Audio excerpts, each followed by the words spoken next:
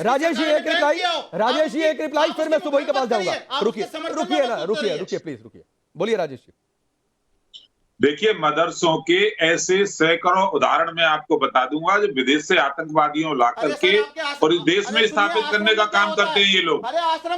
और जिनको ये आतंकवादी करे, गाय को मारेगा वो तो आतंकवादी है भाई, उसकी मौत नहीं चाहिए, उसको तो गोली मार देनी चाहिए जो गाय की हत्या करेगा देश के अंदर। दुनिया में मुसलमान देश के अंदर जो गौ हत्या रहा है उसके साथ तो ठीक ही हो रहा है। सकती आप बिना मुसलमान के नाम लिए आपकी राजनीति नहीं हो सकती। आपके साथ मुसलमानों को टारगेट किए, आपकी राजनीति बोलने वाले मक्कार आदमी, बेईमान आदमी, भ्रष्टाचारी आदमी, आप चाहते हैं के नाम पर अपनी रोजी रोटी चलाने वाले आदमी, चुप रहिए। आपके पास कोई तर्क नहीं बोलने का। आरएसएस के पैर के पानी के बराबर नहीं हो सकते हो। देखिए आप आरएसएस के पैर के जूते के बराबर नहीं हो सकते हो। क्या बात कर रहे हो? हिंदू मुसलमान जनता चाहती है, जनता हिंदू मुसलमान मत करिए, देश का इस्लामीकरण करना आप चाहते हो, खोटा उतारिए, इस देश में गजवाए करना चाहते हो और आरएसएस उसमें सबसे बड़ी बात है, इसलिए आप आरएसएस के खिलाफ खड़े हो। और ये आरएसएस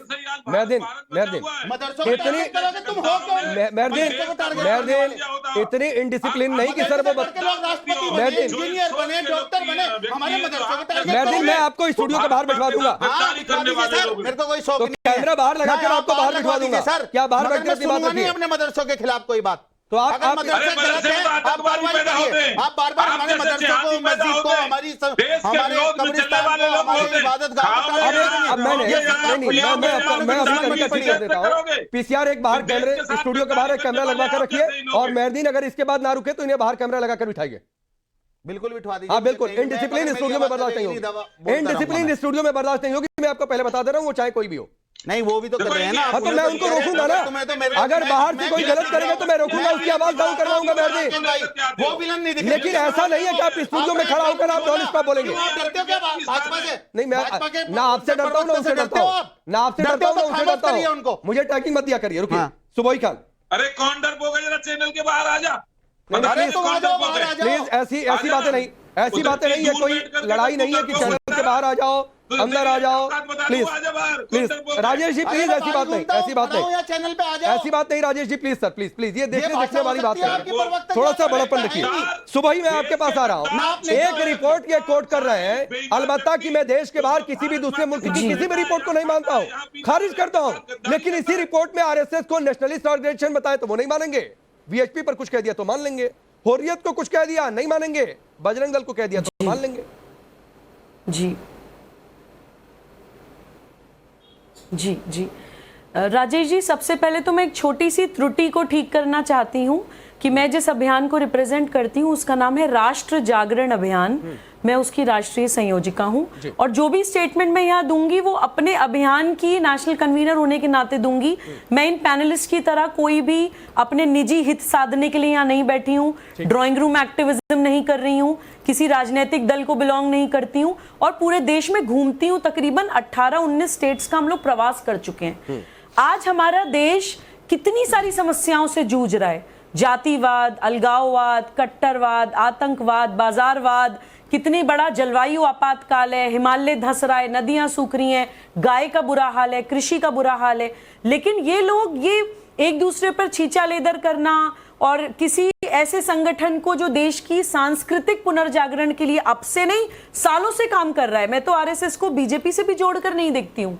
आरएसएस का मतलब राष्ट्रीय स्वयंसेवक संघ, यानी सेल्फ मोटिवेटेड स्वयंसेवक जो अपना सब कुछ त्याग कर देश के लिए काम करने के लिए निकलते हैं। बहुत सारे ऐसे प्रचारक हैं जो मेरे भाई हैं और जब हम लोग राष्ट्र जागरण अभियान में देश का प्रवास भी करते हैं तो हम देखते हैं उन लोगों का जीवन। बहुत सारे कार्यालयों में तो रसोई भी नहीं होता, किचन भी नहीं होता, वो लोग मांग कर खाना खाते हैं। बहुत जगह वो लोग बॉर्डर एरिया में रहते हैं जहां पर बेसिक जीवन की सुविधाएं भी नहीं होती।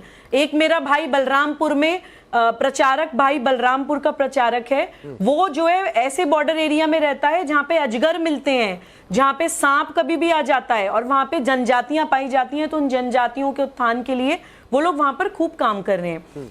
तो मेरा ये कहना है कि मैं मेन मुद्दे पे बात करूंगी जिस पे लोग कभी नहीं करते हैं। सबसे पहले कोई मौलाना साहब, अभी मुसलमानों को लिंच कर दिया जाता है देश में, आप लोग कुछ नहीं बोलते। अरे भैया ये झूठ फैलाना बंद करिए। क्या पॉपुलेशन है भारत की? 140 करोड़।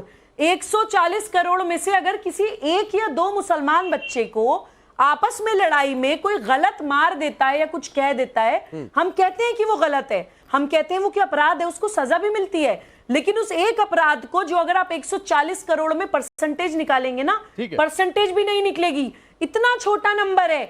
लेकिन ये उस एक अपराध के कारण देश को लिंचिस्तान बोलते हैं।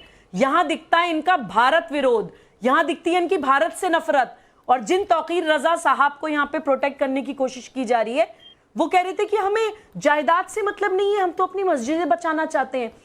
अगर इतनी चिंता है मस्जिदों की, तो जब वक्फ बोर्ड मस्जिदों के नीचे दुकानें बना बना के पूरा मार्केट बना बनाकर बेच देते हैं, तब कहां जाती है मस्जिदों के प्रति वो चिंता? अगर इतना अपनी मस्जिदों के प्रति चिंता है, तो वही मैं इस टॉपिक को थोड़ा सा और विस्तार दे देता हूं। आपने अच्छा जिक्र किया, आपने अच्छा वक्फ का जिक्र कर दिया, आपने अच्छी मस्जिद की जिक्र कर दी, और प्रॉपर्टी के बहाने मुसलमान सड़क पर आ जाएं, ये वही तौकीर है जो कहते हैं गलियों में खून बहा देंगे। पता नहीं क्या हाजी भाई इन्होंने कहा।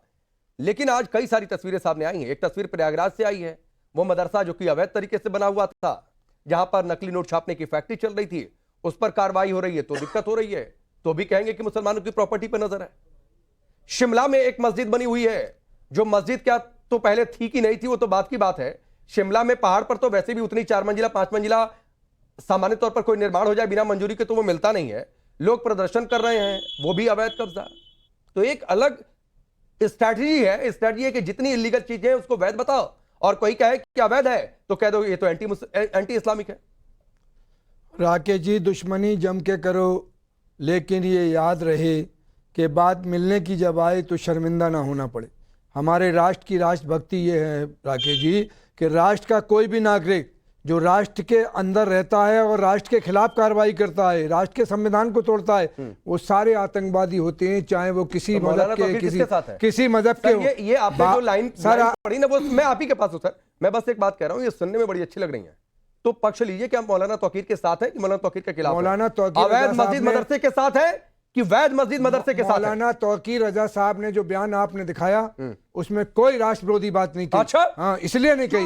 उन्होंने एक संगठन है RSS, उसके जो शिंदे जी थे वहां के, वहाँ महाराष्ट्र के, उन्होंने कोर्ट में जाके कहा बाबरी मस्जिद शहीद करी गई तो उसमें RSS के सारे लोग मौजूद थे, शिवसेना के, बजरंग दल के, विश्व हिंदू परिषद के 4.5 लाख लोगों ने, 5.5 लाख लोगों ने 450 साल पुरानी इमारत को तोड़ दिया, शहीद कर दिया। भारतीय संविधान की धज्जियां उड़ी। कल्याण सिंह ने 27 नवंबर को शपथ दी और उसमें सुप्रीम कोर्ट में कहा कि हम मस्जिद को नुकसान नहीं पहुंचाने देंगे। ये सब राष्ट्र विरोधी धज्जियां हैं। हम क्या कह रहे हैं, नीतीश शिंदे जो ये कह रहे हैं महाराष्ट्र में कि हम मस्जिदों में घुस के मारेंगे, ये राष्ट्र विरोधी है। गोली मारो सारों को, उसको सम्मान दिया जाता है, वो देश का कैबिनेट मिनिस्टर है, ये दिल्ली में कह रहे थे। ये सब आतंकवादी गतिविधियां हैं। मौलाना का ऐसा कोई बयान नहीं है जिससे उन्हें आतंकवादी गतिविधि